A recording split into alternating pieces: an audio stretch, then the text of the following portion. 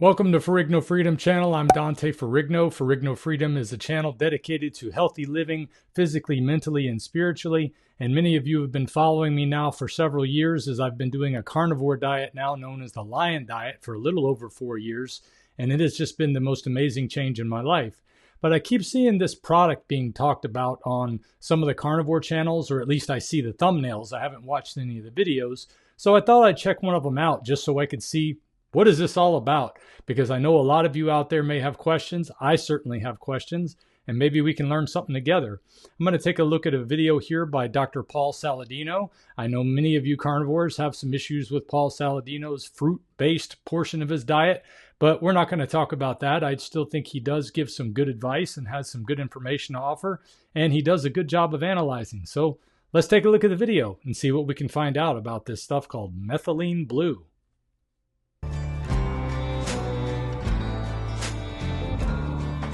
Methylene blue, amazing or potentially harming you? Let's talk about it in this video. I'm going to break it all down for you guys. Methylene blue is all the rage today. It's all over X, YouTube, Instagram, TikTok. Everybody is showing their blue tongues. We see RFK Jr. on a plane squirting methylene blue into his water.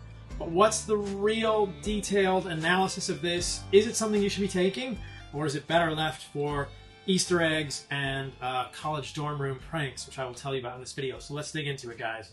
So methylene blue was originally developed as a Real quick, I want to stop and just say that I tend to agree with him in general just about how, what is this? Is it natural? I found that just eating simply has been the key for me. A lot of people ask a lot of questions about what to eat on carnivore diet, and on Lion Diet, it's as easy as pie. Well, easy as steak anyway. And, beef, ruminant meats, water, salt, that's it. Now, you can also add foods back in on a Lion Diet once you realize what your body can handle again, especially if you needed a lot of healing like my body did. But I just find that you don't need a lot of these supplements. I do supplement iodine because I think most of us are deficient in iodine. And I tested myself 2 different ways and found that I was low in iodine, so I supplement iodine.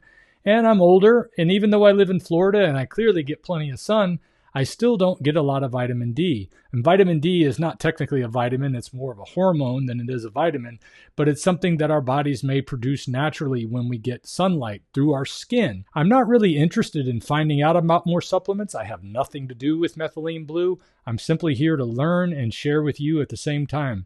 So let's dig a little bit deeper and find out what he has to say. So let's dig into it, guys. So methylene blue was originally developed as a textiles dye, and you can see why. It's a beautiful blue color. It was discovered in 1876 by a gentleman named Heinrich Caro, and was originally synthesized from coal tar, so it's petroleum derived. Today it is synthesized from dimethylanolin, which is also a petroleum derivative. So if that matters to you, I think about that sometimes. Your methylene blue is a petroleum derivative. Now, what's the deal with this? Why are people taking it today? People are taking this and showing their blue tongues, saying that it makes them feel good, that it improves their energy, that it's giving them superhuman powers. But when you actually look at the research here, there are some major considerations and some big concerns to think about. So the first thing to consider here is what this molecule actually does in your body. It does a couple of things. One of the more important things that it does in your body is inhibit an enzyme called monoamine oxidase A. Primarily, it's a very strong inhibitor of MAOA, which breaks down monoamine molecules like serotonin, and it also inhibits monoamine oxidase B, but to a lesser extent. So it's really important to understand that when you take methylene blue, you are affecting serotonin metabolism in your brain and in your body. By inhibiting MAOA in a significant way, you are increasing the amount of serotonin, a neurotransmitter, in the synaptic cleft between the neurons, because that's where it gets broken down by these monoamine oxidase enzymes. We'll come back to why that's so important later in this video, but for now, it's very important to understand this, because if you're taking anything already that is going to increase your serotonin, you're at an increased risk of serotonin syndrome, something that is very unpleasant and is characterized by heart palpitations, sweating, anxiety, and can lead to pretty major medical complications and potentially even death. If you're taking an SSRI antidepressant, an SNRI antidepressant, a TCA, a tricyclic antidepressant, if you're taking St. John's wort, rhodiola, 5-HTP, all of these compounds can increase serotonin in your body, and they can interact with methylene blue. So you should not take methylene blue if you are taking any of those without very, very careful consideration. Now, the other really important thing that methylene blue does in your body is that it acts as a redox reactive compound, meaning it moves electrons around. We will see this when we're talking about the electron transport chain later in this video. This is where methylene blue may have potential benefits, but I also think where it is going wrong for most of you that are taking this. Before we get into that, I do want to say that there's a few things that stand out to me that's very odd, because I know that RFK Jr. is banning certain food dyes, especially things that have a petroleum base. So it's interesting to hear that this has a petroleum base. So far, it doesn't sound like something exciting to me. I will say something about serotonin. I don't necessarily want anything that's going to boost it artificially. I mean, we always talk about on this channel how I don't want to eat seed oils because I don't want to be eating engine lubricant. It doesn't sound exciting to me to be consuming food dye, especially if it was originally a clothing dye. So these are some warning signs for me right off the bat that just make me question why you would want to do this. Because the last thing you want to do is reduce your body's own ability to produce serotonin. Now, I'm going to let the guy who really knows about some of the scientific details on this go on. Craving the perfect steak? With Schwank Grills, you get mouthwatering flavor in minutes. Schwank's infrared technology cooks fast, locks in juices, and delivers unbeatable taste. Proudly handcrafted in Augusta, Georgia, Schwank Grills are built to make every bite unforgettable. Schwank Grills, American-made, steak perfected. Use my link in the description to order yours now, and you get a free grill cover to boot. Now, back to the video. Talk a little bit about dosing and some of the other major side effects of methylene blue. In case you guys didn't know this, there's very good evidence that if you're taking large doses of methylene blue, it actually turns your brain blue and maybe even your heart blue. It also turns your pee blue, and there are somewhat humorous, not so humorous stories of college kids baking methylene blue into brownies, playing jokes on their friends who then freak out when their pee turns blue out of the blue. Historically, methylene blue was added to psychiatric medications by psychiatrists to monitor patient compliance. Doctors could tell if patients were taking their medications because their pee would turn blue. And if their pee wasn't blue, they clearly weren't taking their antipsychotics. So if you take methylene blue, know that your pee will probably turn blue. And if you take methylene blue at high doses, 4 to 5 milligrams per kilogram, which is around 300 to 400 milligrams per day, chronically or intravenous use, you very well are turning your brain blue. That's something that kind of doesn't sit right with me. You won't know this, of course, until your brain is autopsied, but there are very good examples and photos of blue brains from people who were treated with methylene blue. In the medical world, good Lord, what in... I don't even know where to begin on just what I saw there. I did check out one video where somebody talked about methylene blue and he was clearly trying to sell some. And I wasn't real enthused with what he was talking about, except that he was very enthusiastically talking about all the benefits, how he feels better, he feels this, he feels that. And I'm like, yeah, well, I've taken drugs that make me feel better, and in the long run, they don't do me any good. But to hear that it turns my pee blue and turns my brain blue does not sound like a path I would want to be on. I am all about natural things. Things that are going to be good for my body are going to be things that have been there for generations of time. Things that people have eaten for thousands of years are the kind of foods that I'm looking for. So far, based on everything he said, I am not on board with this idea of trying methylene blue. The main use of methylene blue right now is for methemoglobinemia. This condition occurs when the iron atom at the center of your hemoglobin molecule is oxidized from the Fe2+ state to the Fe3+ state. Iron in hemoglobin can be oxidized from the ferrous to the ferric state.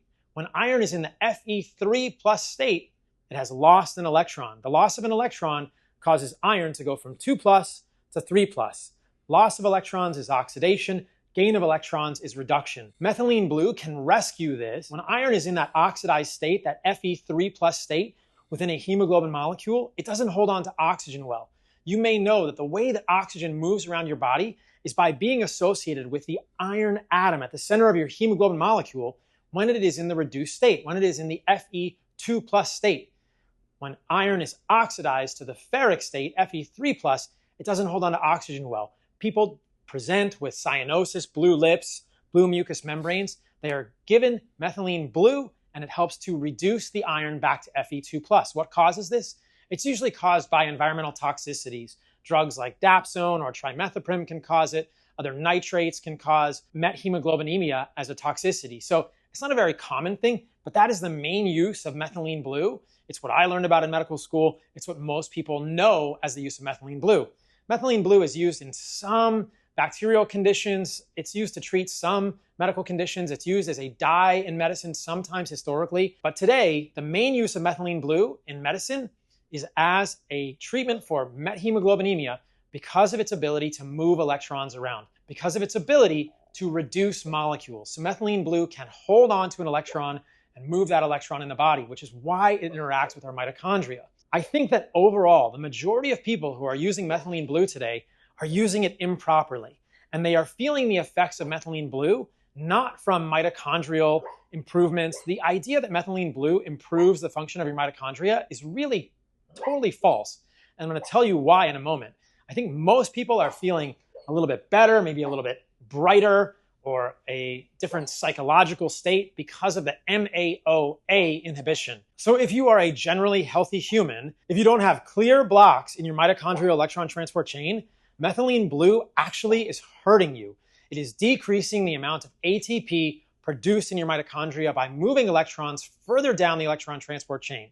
So in order to understand this, we have to talk about the mitochondrial electron transport chain for just one moment. I'll try and make it as simple as possible. Mitochondria are little subcellular organelles, probably the result of bacterial incorporation into eukaryotic cells billions of years ago. They reside in almost every cell in your body. Red blood cells don't have mitochondria, but most other cells in your body do. This is where your energy gets produced. When you eat food, that food at a very high level is a source of electrons. Those electrons get into your cells in molecules like glucose or proteins or fats where they are broken down. The breakdown products of those macronutrients are then moved through your biochemistry. Some ATP, which is the main energy currency of the body, is produced before the electron transport chain in your mitochondria. But the majority of the energy, the majority of the ATP, the adenosine triphosphate that is used to run all of the cellular processes in your body, comes from the mitochondrial electron transport chain. And in this chain, electrons, either from NADH or FADH2, are passed through the electron transport chain, causing protons to move from the inner mitochondrial space to the intermembrane space of the mitochondria. Protons then move down their concentration gradient through a microscopic motor in the mitochondria known as an ATP motor. It actually spins and has 40 times the torque of a diesel engine when you can account for the size of this little ATP motor. And as the protons move down the concentration gradient in that motor, they make ATP. ATP is the energy currency of your body. So the movement of electrons down the mitochondrial electron transport chain is what creates the proton gradient necessary for energy in your body.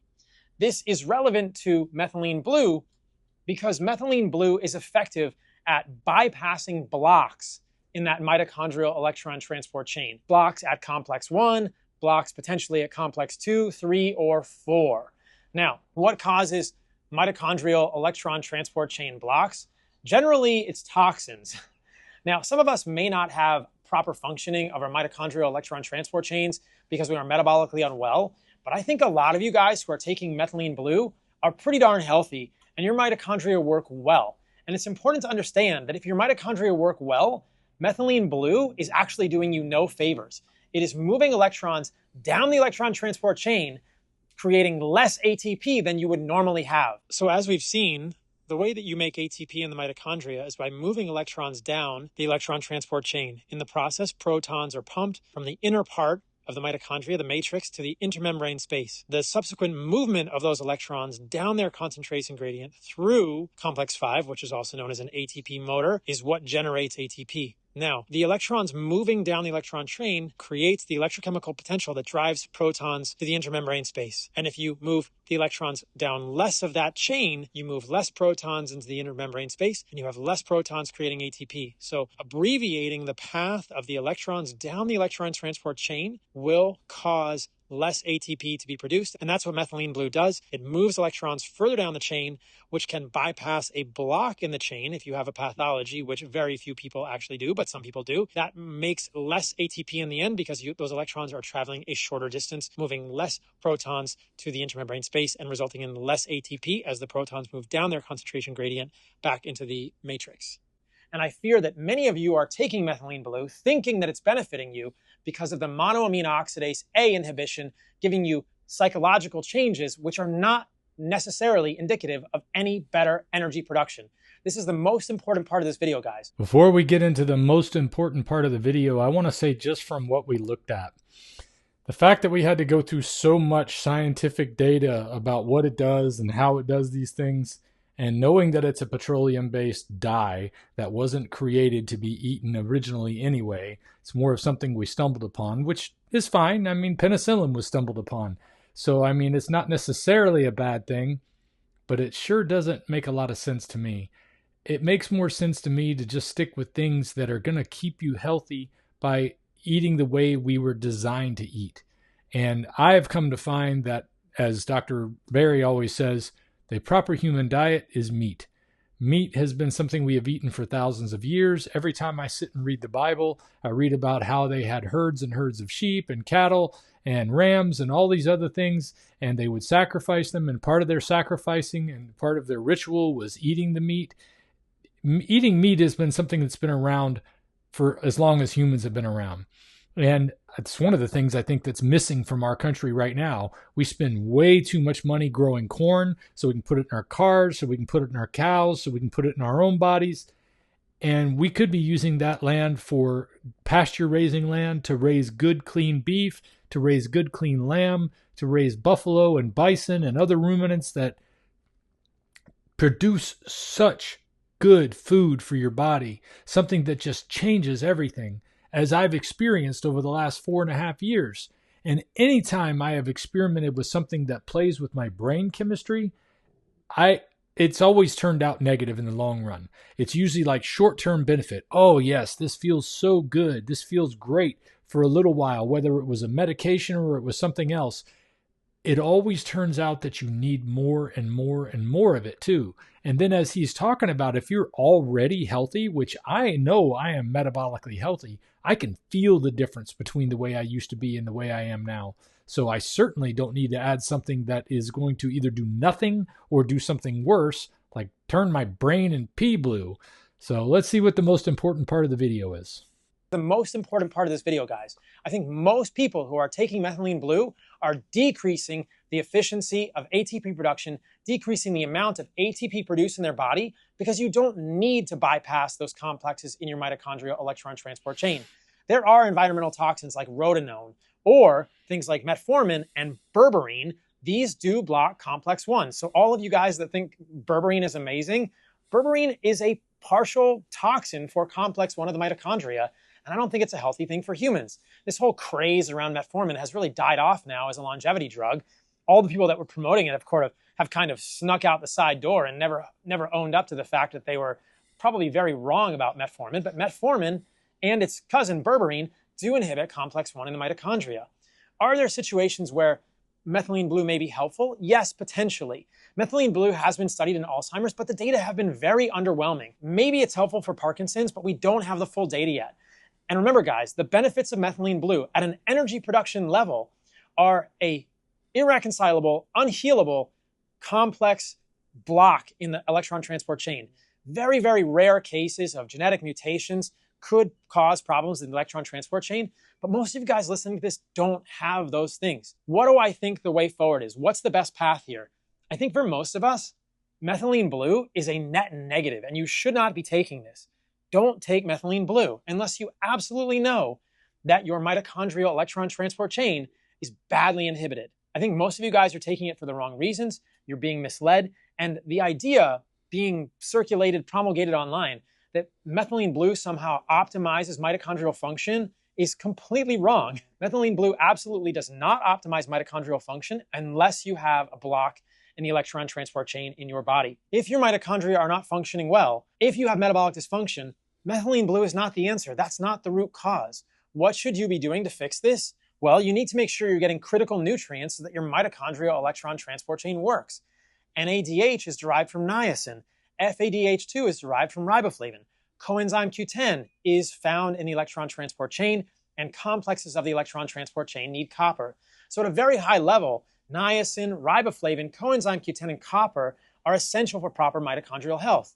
Where can we get those things? Oh, I don't know. Meat? Liver?